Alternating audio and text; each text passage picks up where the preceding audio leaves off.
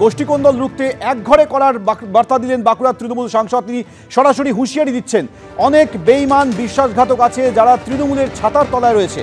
ভোটের সময় দলের সঙ্গে বিশ্বাসঘাতকতা করার চেষ্টা করতে পারে।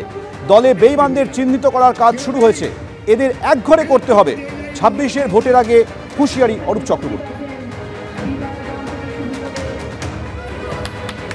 ভোটের সময় সাবধানে থাকতে হবে।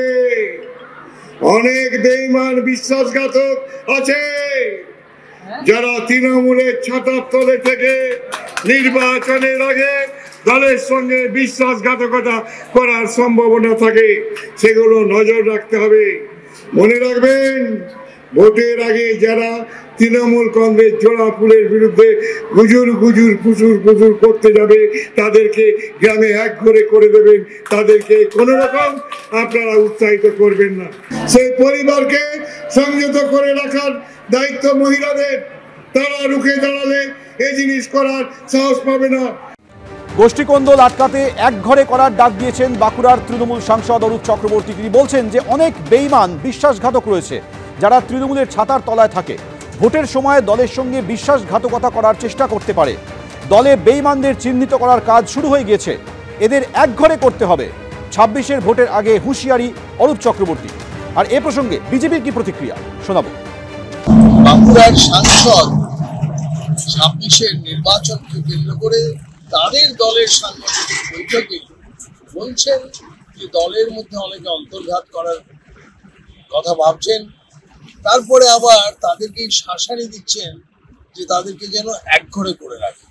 এক অদ্ভুত নিদান। তো অর্থাৎ যে তৃণমূল দলে টাকা পয়সার ভাগাভাগিটা এখন এমন জায়গায় গিয়ে পৌঁছেছে যে নিজেদের মধ্যে বিশ্বাসযোগ্যতা নেই, দলের প্রতি সমর্পণ মনোভাব, এটা তৃণমূল দলের পরিস্থিতি।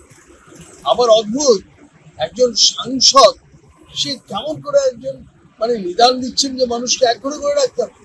এই একঘরে করে রাখার পদ্ধতি এটা সিপিএম করত, আর তাই আমরা বারবার বলি যে পশ্চিমবঙ্গের মুখ্যমন্ত্রী সিপিএম এর একজন মেধাবী ছাত্রী।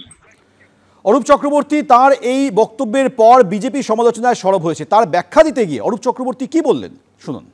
ভাই, দলটা করতে গেলে একটা দল করতে হবে। আমি তৃণমূল করবো আর ভোটের সময় টিকিট পাবো না, গুজি গুজি ফুসকুর চলে যাও, থাকার দরকার নেই। বেঈমান কাদের বললেন? যারা বেইমানি করে তাদেরকে। 26-এর ক্ষেত্রে কি এটা এই বেঈমানদের প্রতি? বেইমানি করার সাহস পাবো না, এগুলো না বললে অসুবিধা আছে। ওই জন্য সাবধান করে দিচ্ছি। তারা কি এখনো দলের মধ্যেই আছে? থাকতে পারে, বলা যায় কি, কিন্তু তাদের বিরুদ্ধে ব্যবস্থা নিচ্ছেন না কেন? আমাদের সন্ধান চলছে, ওই জন্য অ্যালার্ট করে দিলাম সমস্ত কর্মীদেরকে, ভোটারদেরকে, যারা বিশ্বাসঘাতক, যারা দলের খাবে, দলের পড়বে, দলের বিরোধিতা করবে, তাদের সঙ্গে কোনো সম্পর্ক রাখার দরকার নেই। অর্থাৎ অরূপ চক্রবর্তী এখনো তার বক্তব্যেই অনড় রয়েছেন।